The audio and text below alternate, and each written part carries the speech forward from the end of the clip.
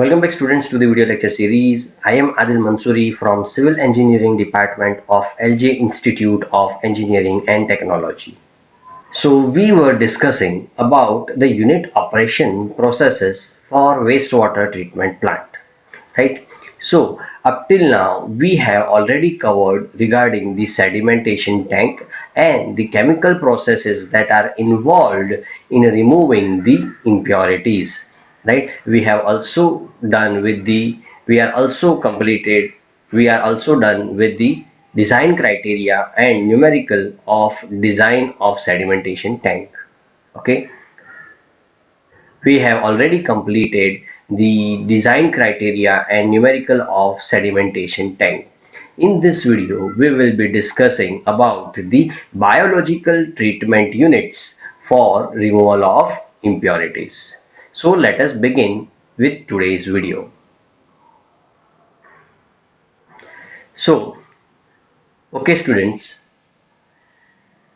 Okay students, so today's topic is biological unit processes. Basically, there are two types of biological unit processes depending on the availability of air. The first process is aerobic biological unit process. As the name suggests, it is aerobic process, hence it is utilizing air for the removal of impurities, right? So these aerobic biological unit processes are further divided into two processes. The first one is known as activated sludge process. This process is also known as suspended growth process. Why it is known as suspended growth process? We will be learning, you will get clarity when we will learn the activated sludge process in detail. The second process is the trickling filter. Okay, so these two processes are under aerobic biological unit processes. Talking about anaerobic biological unit processes, only one process is in our syllabus, that is sludge digestion tank. There are other processes as well, such as aerobic stabilization pond and aerobic lagoons.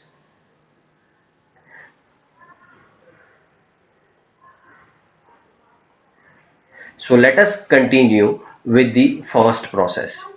So let us start with the first process, that is the activated sludge process. As I said, it is also known as a suspended growth process. This is the picture of the process. You can see, let me first explain you.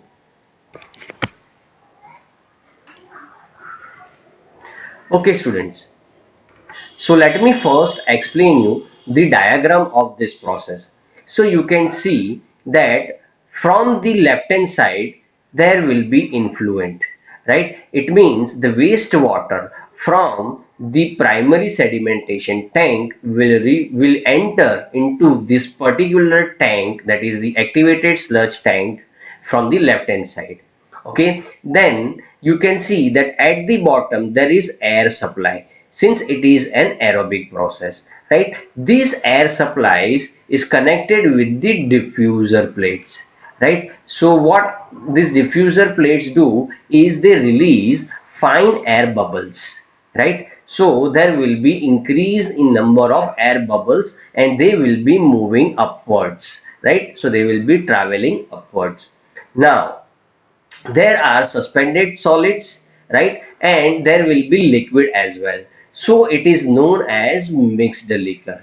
Okay, now wastewater will contain microorganisms, right, and because they are in motion, they are floating in this particular tank, right, they are in suspension, so these microbes will grow in the suspension, right, and after the treatment is complete the effluent will be removed from the right hand side. Okay, so let me explain you with the whole process. So the main aim of this process is to help convert unstable organic matter to stable form, which is then removed from SST, that is secondary sedimentation tank. Okay. Then microbes are receiving the oxygen supplied by the aeration system, that is from the bottom of the tank.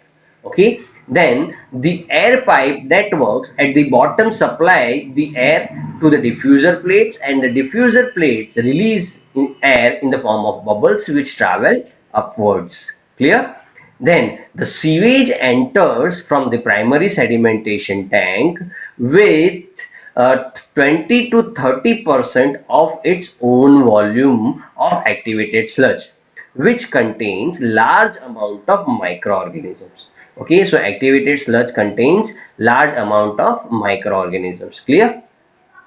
The mixture is then allowed to retain in this tank for 4 to 8 hours.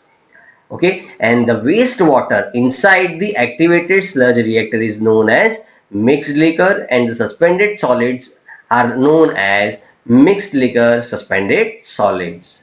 Okay, then there are some volatile suspended solids as well, so which are known as mixed liquor volatile suspended solids. Okay, then the air bubbles released by the diffuser plates have very small size, and therefore the contact area of air with mixed liquor increases, and oxygen from air is dissolved in the mixed liquor. Okay, so thus constant supply of air maintains dissolved oxygen content higher enough for aerobic microbial growth. Okay, so microbes grow in the mixed liquor. Clear? Then the dissolved organic matter is consumed by these microorganisms, and their number increases simultaneously. Clear? So in bioaerobic degradation of organic matter, one final product is carbon dioxide. We can say that the dissolved organic matter is converted into carbon dioxide and bacterial cells in activated sludge plant. Okay, students, moving further, there is another important aspect in activated sludge process, that is recycling, right? So part of the sludge from the secondary clarifier is recycled. The question may arise naturally that for what reason the material which has to be removed from the wastewater stream itself is added again, right? So let us move ahead so that you will get a better clarity. Okay, so the sludge is recycled because of the following reasons. First one is that sludge contains active bacterial culture which is in log phase, right? Log phase means they rapidly grow and multiply, right? That we have already studied in our environmental topics, right? So such bacterial mass gets the chance of growth when sludge is recycled. Okay, and in addition of active bacterial mass through sludge recycle expedites the aerobic decomposition, right? So once again, sludge contains active bacterial culture, right, which are in log phase. It means they will grow rapidly and multiply, right? And it also expedites aerobic decomposition. It means the rate of aerobic decomposition is increased. Okay, so let us talk about the position of activated sludge plant.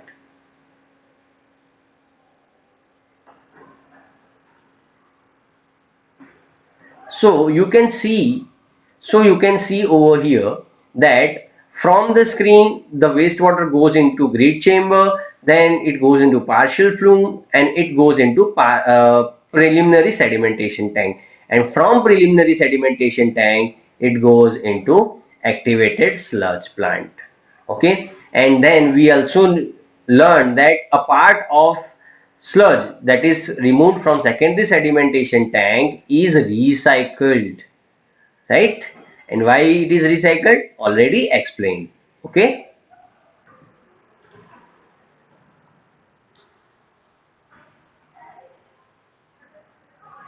so let us now talk about the main features of activated sludge processes. Okay, so first one is that BOD5 removal is around 80 to 95%. Okay, that is biochemical oxygen demand is removed up to 80 to 95%. Okay, then bacteria removal may be around 90 to 95%. Okay, then for new plant, activated sludge can be brought from the other plants, or we may recycle secondary sedimentation sludge, right? That is secondary sedimentation tank sludge till the activated sludge is formed. Clear? But the one thing is that recycle is must in case of activated sludge plant. Okay, students? So next is it needs less space. The initial cost is low but high subsequent maintenance and supervision cost. Okay, then it requires prior removal of grit to save aeration devices from clogging. Okay, one more thing is that primary sedimentation tank preceding the activated sludge plant should have desirably SOR, that is the surface overflow rate of 40 meter cube per meter square per day and detention time of 1.5 hours. Okay, so these are the some main features of activated sludge plant. Clear? Let us now talk about the design considerations in activated sludge plant. So first one is the hydraulic retention time. Hydraulic retention time means the aeration time. That is for how much long time the aeration is needed. Okay.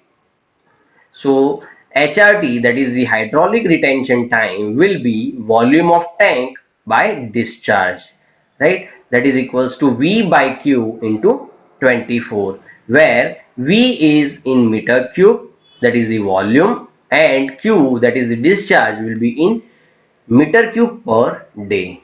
Okay. So next is organic loading rate. So organic loading rate, it means it is the mass of BOD, that is the biochemical oxygen demand, applied in gram per unit volume of the aeration tank per day. Okay. So organic loading rate will be equals to Q into Y0 by capital V, right, where Q will be discharge in meter cube per day. Y0 will be BOD of influent in milligram per liter, and V will be volume of tank in meter cube. Okay. Next is food to microorganisms ratio. Okay. So it is the mass of BOD, right? So food to microorganisms ratio, that is F by M, is equals to daily BOD load applied per total microbial mass. Okay, so the formula is QY0 upon VXT, where V is the volume of aeration tank, XT is average MLSS in aeration. Okay, and the main point is that lower the ratio of food to microorganisms, higher will be the removal of BOD. Okay, students? And last is sludge age. It is defined as the average time for which the particles of suspended solids remain under aeration. Okay, so it does indicates the residence time of the biological solids in the system. The aeration periods are shorter, that is 3 to 30 hours, but the residence time of the biological solids is more than the aeration period, and these are measured in days. Okay, and solids are recycled, and hence their residence time is more. Okay. So sludge has formula theta C equals to V into xt upon QW into XR plus Q minus QW into XE. Okay. Next topic is sludge volume index. Sludge volume index is given by VOB upon XOB into 100 into milliliter per gram, where VOB is volume of sludge in milliliter per liter and XOB is the weight of sludge in gram per liter. So, sludge volume index is the ratio of volume of activated sludge in meter cube for 1 gram of dry weight of sludge. The higher value of sludge index indicates light sludge which takes more time in settling. Okay. So let us now have a look at another topic, that is types of aeration process. First one is the tapered aeration process, then step aeration, third one is contact stabilization, fourth one is complete mix, fifth one is modified aeration, and the sixth one is activated aeration. Let us have a look at the step aeration first. So the step aeration has the sewage. So in step aeration process, the settled sewage from primary settling tank is introduced along the length of the aeration tank in several steps, while returned sludge is introduced only at the head. Okay, and this results in uniform air requirement along the length of aeration tank. This reduces aeration tank volume without lowering BOD removal efficiency. Okay students, so let us now move towards another method, that is the extended aeration process. So in extended aeration process, the aeration period is quite large. Okay, that is 12 to 24 hours. This process uses reduced organic loading, increased aeration time, increased mixed liquor suspended solid, and reduced food to microorganism ratio. BOD removal efficiency is very high if you utilize extended aeration process, and this is up to 95 to 98%. The running costs are high and is suitable for communities having sewage flow less than 4 million liters per day. Okay students, so let us now have a look at another topic, that is the advantages of activated sludge plant. So first one is the better quality of effluent is obtained. The land area which is required is lesser as compared to any other processes. The head loss is reduced. There is no odor nuisance.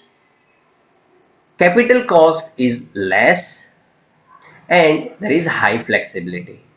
Okay, so these are some of the advantages of activated sludge plant. Talking about the disadvantages of activated sludge plant, first one is operation cost is very high. Lot of machinery is needed to be handled. Okay, so it will become tedious job. Inferior quality of effluent. Buckling of sludge is a major problem. That is, whatever the sludge is obtained, it usually buckles. Okay. Then quality of return sludge has to be adjusted every time, making operation very much difficult. Okay, so these are some of the disadvantages of activated sludge plant. Okay students, so let us now move towards the numerical of activated sludge plant. So the data says that an activated sludge plant has the following data. Wastewater flow is given as 50,000 meter cube per day. Then the volume of tank they have given is 15,500 meter cube. Influent BOD, that means whatever the wastewater is coming from the primary sedimentation tank into the activated sludge plant has BOD content as 200 milligram per liter. Then effluent BOD is 25 milligram per liter. It means that whatever the wastewater is coming out of the activated sludge plant, it will have biochemical oxygen demand as 25 milligram per liter. Mixed liquor suspended solid is given as 3000 milligram per liter. Okay. Then effluent MLSS is given as 40 milligram per liter. Then waste sludge is given as 1200 milligram per liter, and quantity of waste sludge is 250 meter cube per day. Okay, so concentration of waste sludge suspended solid, that is concentration of suspended solid in waste sludge is 1200 milligram per liter, but the quantity of waste sludge is 250 meter cube per day. Okay, now we need to determine aeration period, food to microorganism ratio, efficiency of BOD removal, and sludge age in days. Okay, so first of all we will know the nomenclature. Okay, so first they have given Q as 50,000 meter cube per day. Okay, volume of tank, it means they have given us V, right? Influent BOD, influent BOD will be determined denoted as Y0. Okay, and effluent BOD will be denoted by YE. Okay, then mixed liquor suspended solid will be denoted by XT, and effluent MLSS will be denoted by XE.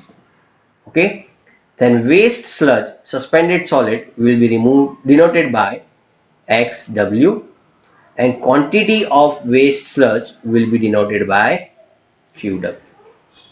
Okay, so let us now start with the solution. Okay, so first thing that we need to find out is aeration period, right? So aeration period. Okay, so we know that aeration period or hydraulic retention time will be V by Q into 24, right? We are given volume as 15,500, discharge as 50,000, right, into 24. So this will be equals to 7.44 hours, right? So aeration is required for 7.44 hours. Okay. Okay, students. So let us move towards the step number 2, that is finding out food to microorganism ratio. Okay. So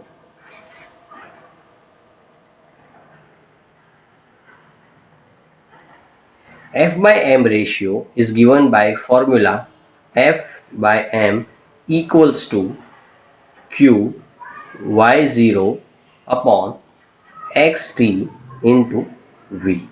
Okay, so this will be equals to 50,000 into BOD influent. What was BOD influent? That is 200, right?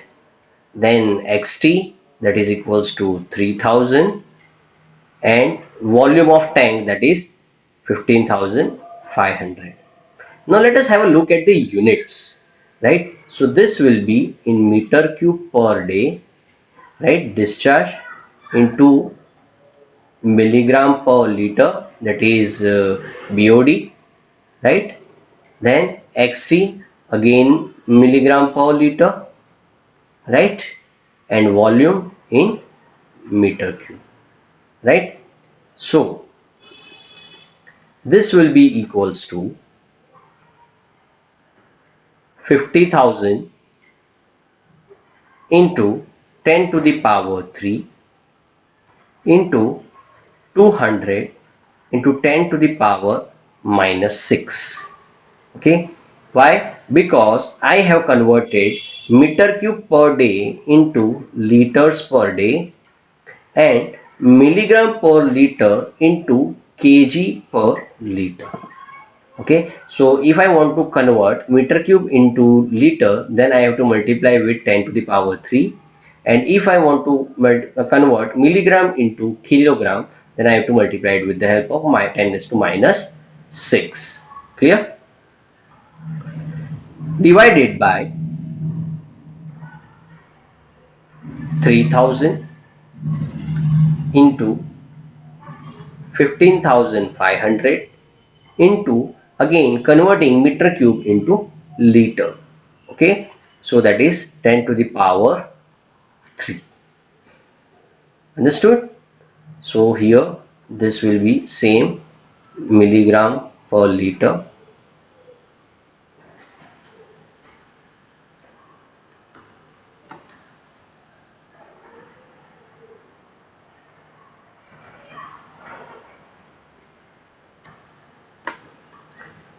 So divided by 3000 into 10 to the power minus 6 in order to convert milligram into kg, right. So this will be kg per liter into 15,500 into 10 to the power plus 3, that will be equals to in liter, right. Meter cube will be converted into liter. Clear? So this will be further 0 point, sorry, this will be equals to 10,000 divided by 46,500. Okay, and talking about the unit, this will cancel out, sorry, so this will be equals to kg per day per kg. Okay, so the unit of food to microorganism ratio will be kg per day per kg. So this will be equals to 0.215 kg of BOD per day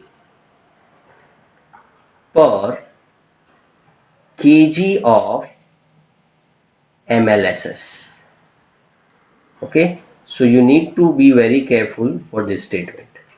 Okay, so what is the food to microorganism ratio? That is 0.215 kg of BOD per day per 1 kg of MLSS. Okay, it means that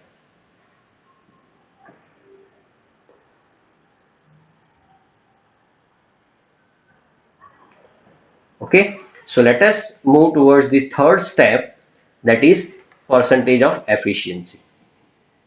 So third point, that is efficiency.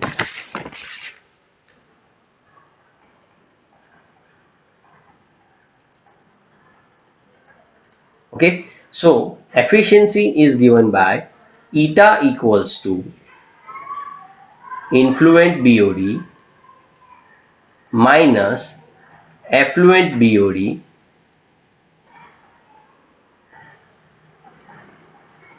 upon influent BOD multiplied by 100. Okay, so this will be, what was the influent BOD? 200, right? What was given as effluent BOD? 25. What is influent BOD? Again 200 multiplied by 100. So this will be equals to 87.5%. It means 87.5% of BOD is removed in activated sludge plant. Okay, students? Talking about the fourth step, that is the sludgeage. Right? So, theta C will be equals to V into XT divided by QW into XW plus Q minus QW into XE. So this will be equals to 15,500 multiplied by 3,000 divided by 250 into XW, that is 12,000, plus Q, that is 50,000, minus QW, that is 250,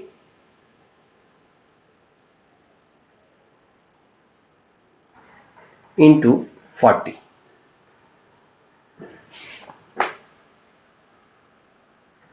So this will be equals to 9.32 days. Okay, so sludgeage, that is theta C, is nothing but 9.32 days. So this is our final answer. Okay, so I hope you must have got an idea how to solve the numerical for activated sludge plant. So activated sludge plant includes 4 steps, that is, first is aeration period or hydraulic retention time, right? Then food to microorganisms ratio, then efficiency, and lastly you need to find out sludgeage. Okay, so this is the end of the activated sludge plant topic. We will be studying some new topics in the next video.